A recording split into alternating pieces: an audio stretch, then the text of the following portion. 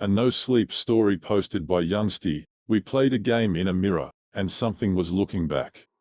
My heart skipped about anxiously, and I took another deep breath to calm my steadily rising nerves while Melinda set the room up for our game. I sat at the center of Mel's bedroom, feeling every bit the part of a lab rat. The room was dim, intentionally so, casting us in an unusually oppressive sort of darkness. The only light, with the exception of the candle we were using in the spirit of the game, was the moonlight streaming in through the window which Mel had left open for the crisp night air. I shivered, both from the chill of the house made frigid by the Illinois fall weather and the dark mass of anticipation swelling within me at the prospect of the game ahead, which, particularly at that moment, felt far more like an experiment than a game. Mel turned to face me, then the mirror again, checking to make sure my reflection was perfectly aligned at the center of its large surface. Finally, satisfied with everything's place, she turned to face me. "Okay," she said, clasping her hands together and shooting me a wide, excitable grin. "You ready?" Her eyes gleamed with nervous yet enthused anticipation. "You get what you're doing, right?" I shrugged. The video she'd sent me had given a brief explanation of the game, ritual, whatever it was, enough that I had a basic understanding. Still, as I sat in almost complete darkness, only the light of my phone illuminating the mirror, I couldn't help but feel a steadily creeping sense of unease at the prospect. Like so many strangling vines tightening around me, it wouldn't hurt to hear it all explained again, if for no other reason than to buy myself a bit more time. Just explain it one more time. Like, which part? What the game is or how to play it? I nodded, smirking a little. She shot me a look of mild irritation, lips pursing into a tight frown, but obliged with a sigh. "Okay, well, we're playing the mirror game obviously." She gestured to the mirror behind her. I caught a glimpse of myself in it, and couldn't help but frown, pulling my sweater tight around me. "It's simple. You stare at yourself in the mirror for about 10 minutes. Like, really look at yourself, and after a while, you'll start seeing things." "Things?" I asked, the rising waters of reluctance audible in my voice. She shrugged. "Things," she responded back. "There's nothing specific. Some people see their face change, others see shadows or colors. It really depends on the person." As her words painted eerie pictures in my mind, I found my gaze wandering back to the mirror and felt a cold chill down my back, like an icy caress. I closed my eyes, taking a deep breath and letting my mind drift towards the sounds of the night around me. From the open window, I could hear the sounds of the surrounding woodland, the chirp of crickets, and the croak of distant toads from the bog, paired with the breeze moving through the leaves to form a soothing melody. I let myself focus on it, trying to quell my uneasiness. I paused, considering what I was asking. "How is that possible?" She scoffed again, arms hanging at her side in an expression fit for a frustrated child, not a 17-year-old. "I dunno, science stuff. Your brain, like, makes stuff up to fill in what it can't see properly." "Something like that. Did you even watch the video?" I nodded. "Relax, I tried it already. I saw some weird shadows. My face did some weird stuff in the mirror, but it wasn't too bad. I thought that over for a second, and we're in the dark because..." At that, a slightly mischievous grin slipped to her face. She scratched her head, the tattoo on her arm flexing as she did so. My eyes lingered on it, a little smiley face, right eye winking almost conspiratorially. "That," she began, "was my idea. Thought it added a little atmosphere." She waved her hands like some budget magician at the word atmosphere, and we both laughed for a good bit after. After a moment her expression settled, smile fading. "You ready?" "I guess so," I muttered, sighing and casting a glance at the sky outside, littered with the distant stars like flecks of white cast across a dark canvas. "I'll set the stopwatch. You should be done after the 10-minute mark, but you should start seeing things at 5. Nothing bad should happen, but obviously, if you need anything, I'll be right outside the door." My stomach felt knotted with a sort of anxiety I'd previously only known being strapped down to the seat of some terrifying amusement park ride as a child. It's the sensation you get having locked yourself in for an experience that promises discomfort, at least horror. and maybe fate's far worse at most. I simply nodded, steadily burgeoning nerves robbing me of my voice for a moment. Mel nodded back, and after setting up her phone to record me, leaning it against the back of her desk, which sat to the side of the old mirror, she made her way to the bedroom door. "Have fun," she chirped, casting a final look my way. "And good luck." All I could manage was a nod in response, the faint tingle of unease gnawing at my gut. As the door shut behind her, I felt a small surge of that animal panic one only feels alone in the dark. It was a strange, contradictory sort of terror, both utterly isolating, yet feeling as though every snap of a twig or rustling leaf might harbor some unseen threat lingering just out of sight. I shuddered once more in my seat, this time having less to do with the temperature, frigid as it was. "It's cold," I thought. "This is stupid. I should just..." My mind began running through every reason to abandon our experiment outright. Still, I'd agreed to try this. It had sounded interesting before I was actually sitting in the dark by myself, and I knew Melinda wouldn't let me hear the end of it. Besides, once I was done it would be her turn to try, which was a funny enough thought, given her jumpiness. To stir some motivation, I sighed, locking eyes with myself in the mirror a few feet ahead, taking stock of my appearance as I settled in for 10 likely very boring minutes. I grimaced. I'd never been much of a fan of my appearance. I knew I wasn't ugly, but it had always bothered me how my nose felt just a tad too big for my face, or how bushy my eyebrows were. I never spent too long looking at myself for fear of whatever imperfection I might discover next. Still, Mel had spent almost an hour convincing me I looked fine, and that perhaps it might help to see a crazier version of me if anything, and my resolve faded as curiosity struck. A twitch from just between my eyes derailed my train of thought. I paused, staring at the space though there was nothing. For a moment, I was certain I'd seen something moving, crawling down between my eyebrows across my nose. Still, whatever it was gone as soon as it had appeared. I sucked in a breath, trying to still my heart. I was already questioning myself, whether I'd actually seen anything, or in my nervousness convinced myself I had. "Just relax. If you freak out, Mel will never let you hear the end of it. It's a game." My attempts to reassure myself helped a bit, but as the seconds passed my eyes locked on their counterparts in the mirror, I couldn't help but feel the distinct sort of unease one feels when they lock eyes with an eerie stranger. As the seconds passed, I began to question myself.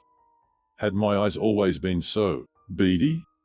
Did I always appear so angry? Perhaps it was the lighting, I thought, or the angle at which I sat, but I couldn't help but notice how upset I looked. My eyebrows seemed to curve, creating a permanent glare. Lips rested in something nearing a sneer. It seemed almost sinister. Somehow, it didn't feel right. I shifted, swallowing hard as I forced a smile.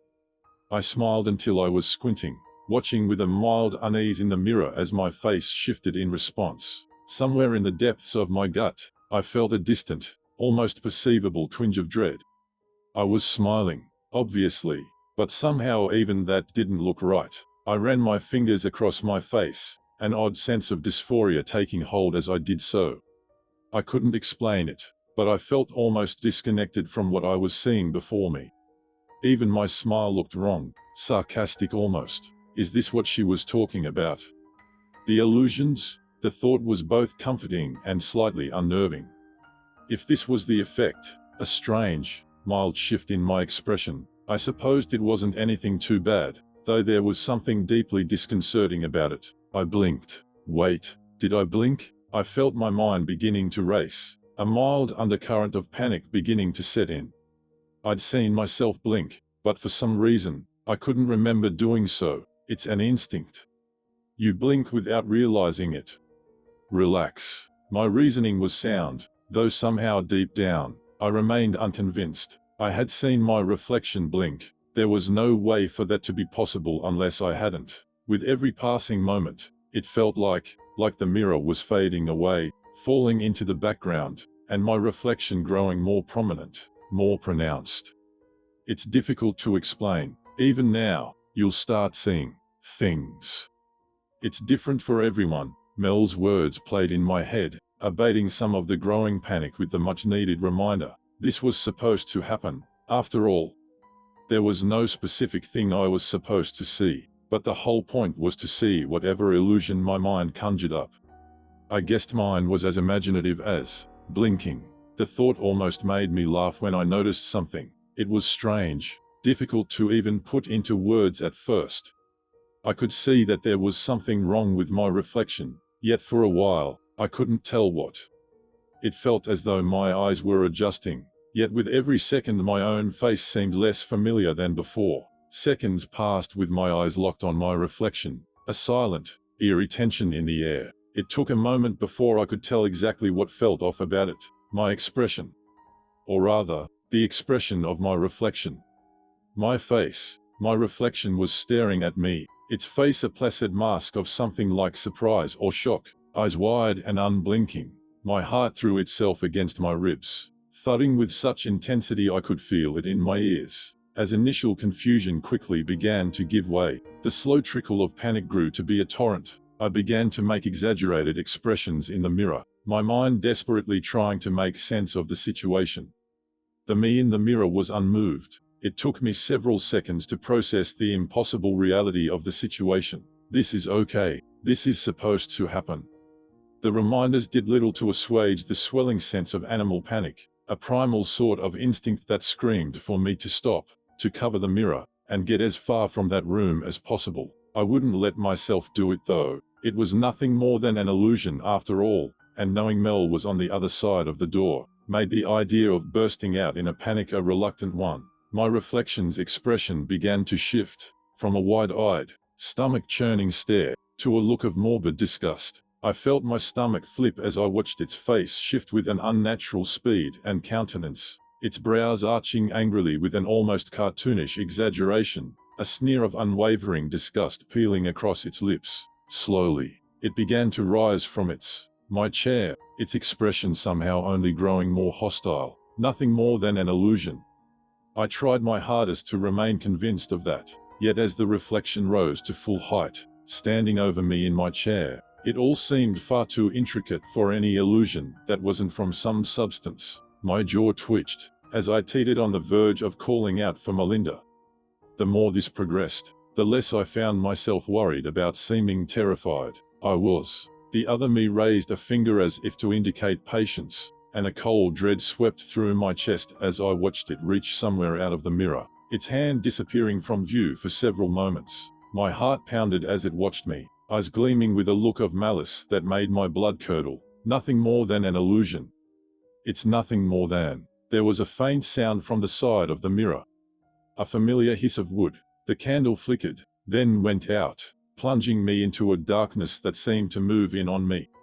My eyes strained through the sparse light, only the moonlight oozing through the clouds and open window to illuminate the scene before me. I felt my mouth fall open in a silent question as I watched the drawer Mel used for her makeup supplies on the desk that sat beside the mirror.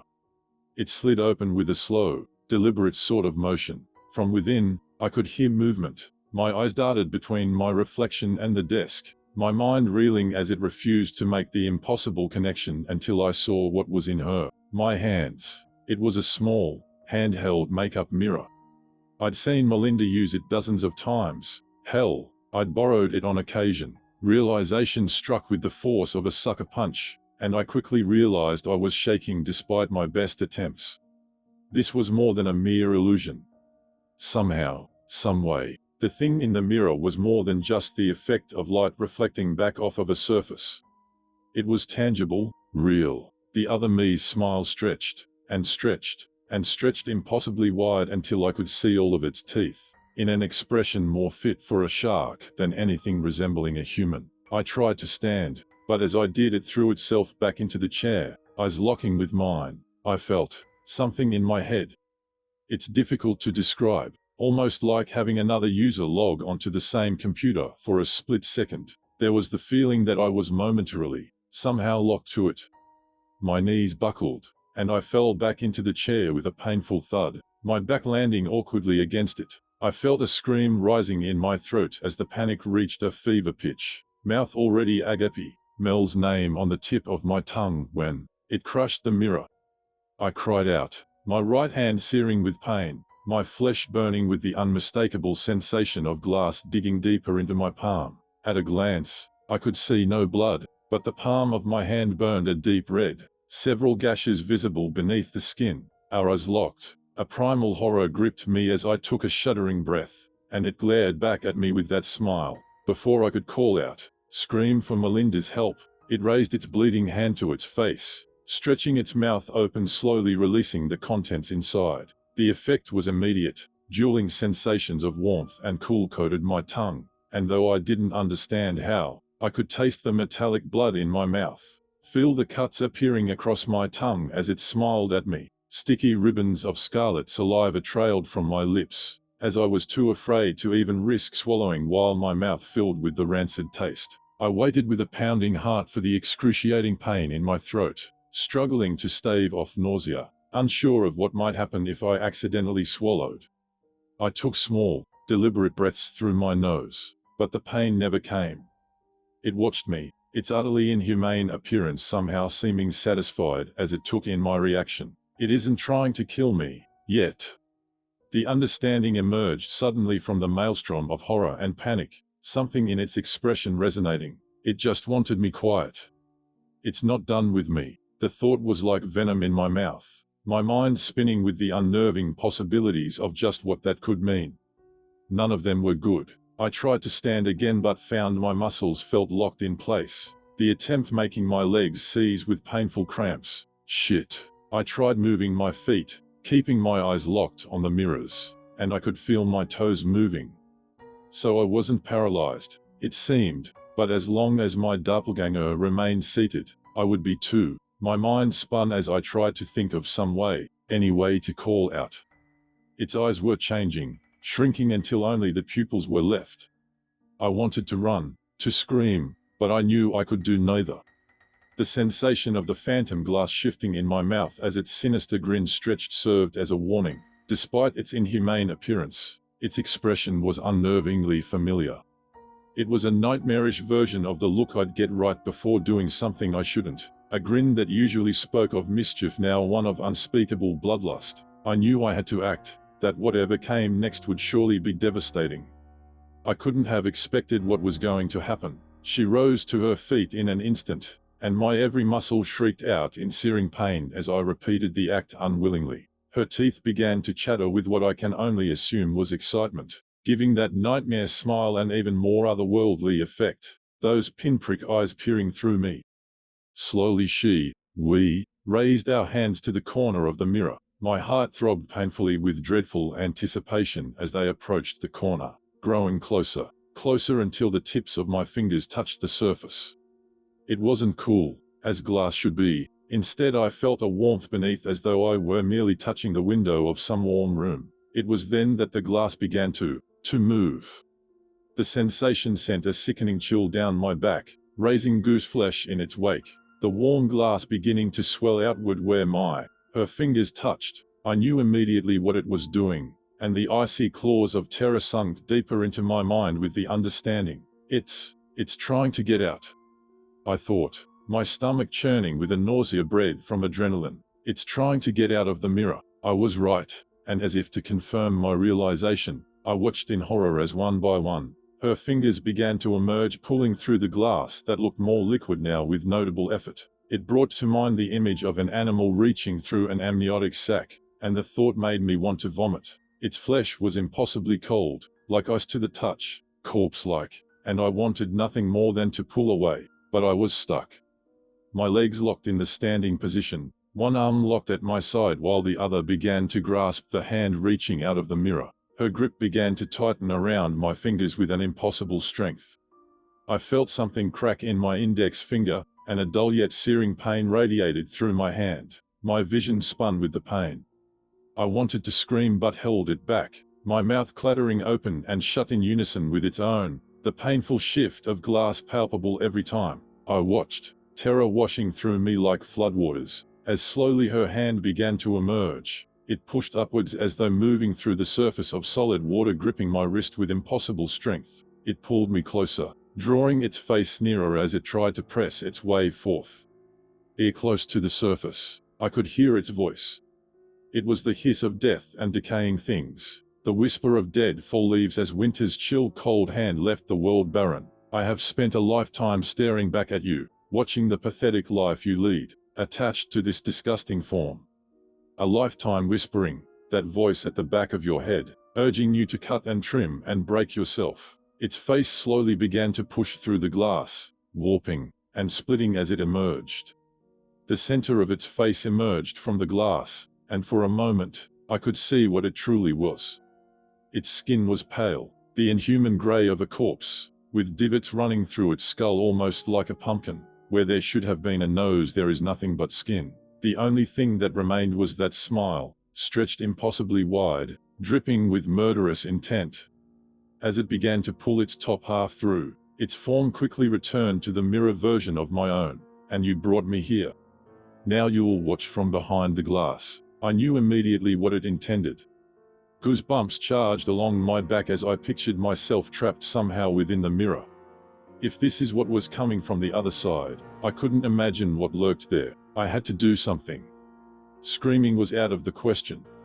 As was running, any attempt would at best result in nothing, and at worst my collapse. I worked my grip nervously around the corner of the mirror. It was so close I could feel the unnatural chill radiating from her skin, and smell the rancid scent of decay heavy on its breath. I noticed quickly how its nose leaned to the right, the reverse of my own, an odd detail that my mind seemed to grasp in what I felt might be my final moments. It's cold, always cold inside. You'll never know warmth again, just the cold, harsh touch of the mirror. It giggled, a cackling sound that made it evident it had never made such a noise before. It was then that an idea emerged from amidst the maelstrom of terror, a Hail Mary from somewhere in the panicked recesses of my mind. Burning anxiety coiled around my heart at the thought of what I was going to do, knowing failure meant certain death, or worse. Still, it seemed that, or a fate worse was almost sealed. I had no other choice. I gripped the mirror for dear life, gritting my teeth despite the pain. The other me was a little more than halfway out, its body with grey skin almost reptilian in appearance in the brief seconds before it regained my own. I could feel its hot breath on my ear. Taste the rot that seemed to spill from its very pores. It ran its tongue along my cheek, unnaturally long and forked, covered in small barbs. It's so cold, and dark. Misery, until the moment some wretched, weak thing comes to stare at you. Don't worry, I'll visit often. Every time I pass a mirror, it was pulling me forward, my face nearing the surface of the mirror over its shoulder. I prayed my Hail Mary found its target. And with a final breath, I tried to step back, my legs locked, and instead, I found myself slowly tipping backward. There was a split second, as me and the mirror rocked. It stuck in my grip, where the thing peered down, then back at me, confusion plain on its face. In an instant, as I slowly began to rock backward, it was replaced with a fury that made me want to leap out of my skin. No, you bitch! It snarled, its every feature twisted in a mask of animal rage. It clamped down on my arm, its mouth large enough to engulf most of my forearm. I felt it digging in, dull teeth slowly sinking through flesh. The pain was excruciating, yet it was almost dulled by the realization that it was too late. As we began to careen backward, it released its grip, emitting a shriek that haunts my nightmares until this day. An odd cross between the haunting wail of a mountain lion and the sound of metal in a car crash. I hit the ground with a thud that sent white waves of pain through me. The sound of shattering glass immediately followed, and through blurred vision, I watched as it shattered with the mirror. Instantly the pain in my mouth was gone, replaced by the sharp ache of my skull and back as I lay amongst the glass. The door flew open, and in a panic I struggled to stand, cutting my hand on some of the glass. Mel stared back at me from the open door, her expression equal parts shocked, confused, and horrified. What the fuck happened? She almost screamed, taking in the sight of my bloodied form amongst the glass. She quickly crossed the room, careful to avoid the worst of the mess as she extended an arm to me. I was about to explain, panic still clinging to me like a stubborn fume, prepared to tell her everything when I paused. My eyes lingered for a moment on her arm, on the smiling tattoo she'd gotten at the end of our junior year. My stomach turned. I couldn't understand how I'd missed it before. "You okay?"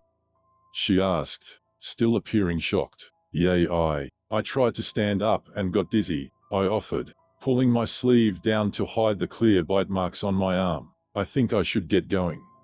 I don't feel the best. Should I drive you?" she asked, making her way towards her dresser for her keys. "I can if you—" No, I'm fine.